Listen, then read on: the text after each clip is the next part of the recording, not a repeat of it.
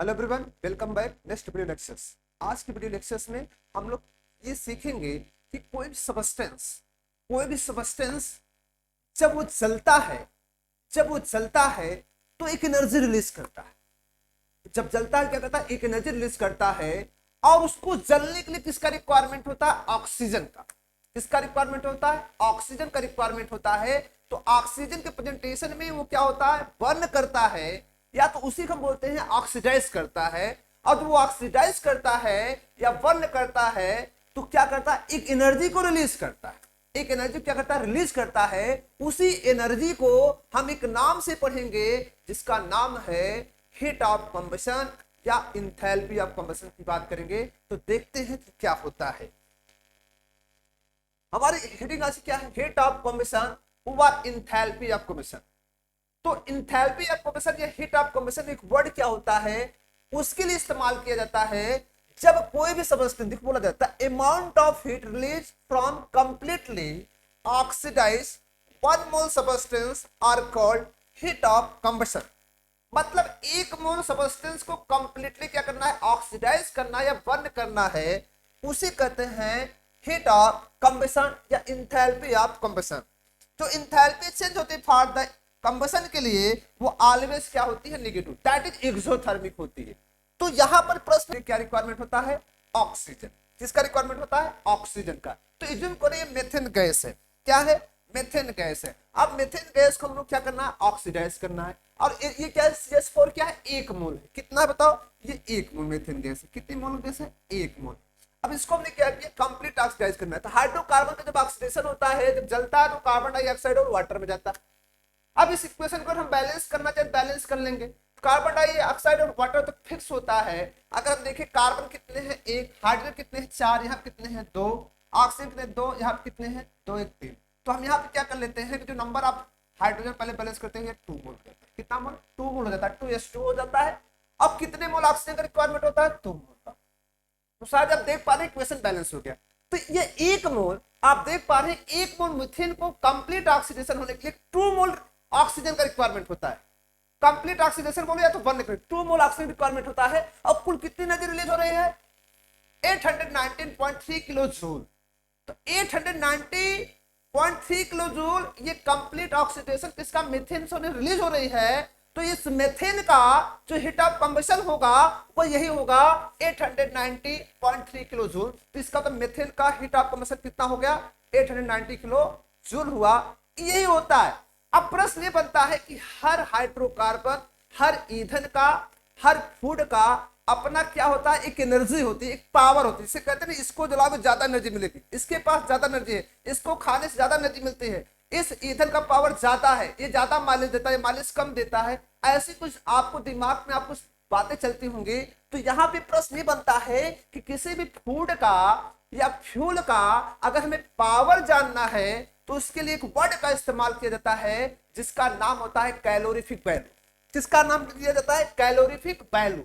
ये calorific value क्या होती है उस पर हम डिस्कशन करेंगे। तो कैलोरीफिक वैल्यू क्या होती है? एक यूनिट होती है जो फूड का या फ्यूल का पावर डिफाइन करती है। तो सबसे पहले जानना चाहेंगे अगर 1 मोल के रिस्पेक्ट में मीथेन, अगर ये मीथेन 1 मोल के रिस्पेक्ट में बताओ कितना एनर्जी दे रहा है? 890। तो बताओ मीथेन के 1 मोल में कितने ग्राम होते हैं? तो अगर हम इसको ग्राम में लिखें तो ग्राम हम लिख सकते हैं कार्बन का 12 होता है, हाइड्रोजन का 1 होता है। तो टोटल कितने ग्राम हो गए? 60 ग्राम होता है। 1 मोल मीथेन का जो ग्राम अमाउंट होता है 60 ग्राम होता है। तो बताओ इसका मतलब 60 ग्राम जो होता है अपने को जब ऑक्सीडाइज करता है कितनी एनर्जी रिलीज होती है? -890.3 किलो जूल इतनी रिलीज होती है। तो 1 ग्राम कितनी एनर्जी रिलीज करेगी? तो 1 ग्राम के लिए अगर हम बात करें तो ये 1 ग्राम के लिए अगर रिस्पेक्ट बात करें तो 1 ग्राम जो एनर्जी रिलीज करेगी तो 1 ग्राम माइनस क्या होगा? 890.3 बाई 16। जब 16 कर देंगे तो जो हमें ये वैल्यू मिलेगी अबाउट कितना मिल जाएगी? -55.6 किलो जूल। Kilo joule. तो मतलब 1 ग्राम मीथेन के जलने पर, 1 ग्राम मीथेन को जब जलाते हैं कितनी एनर्जी निकलती है? 55.6 किलो जूल। मतलब इतना पावर है। तो यही जो आपको 1 ग्राम के रिस्पेक्ट में जो एनर्जी रिलीज हो रही है इसी एनर्जी को बोलते हैं कैलोरीफिक वैल्यू। क्या बोलते हैं, कैलोरीफिक वैल्यू। तो कैलोरीफिक वैल्यू क्या होता है उसको देखते हैं। तो 1 ग्राम पर स्क्वायर बनाई गई कैलोरीफिक वैल्यू।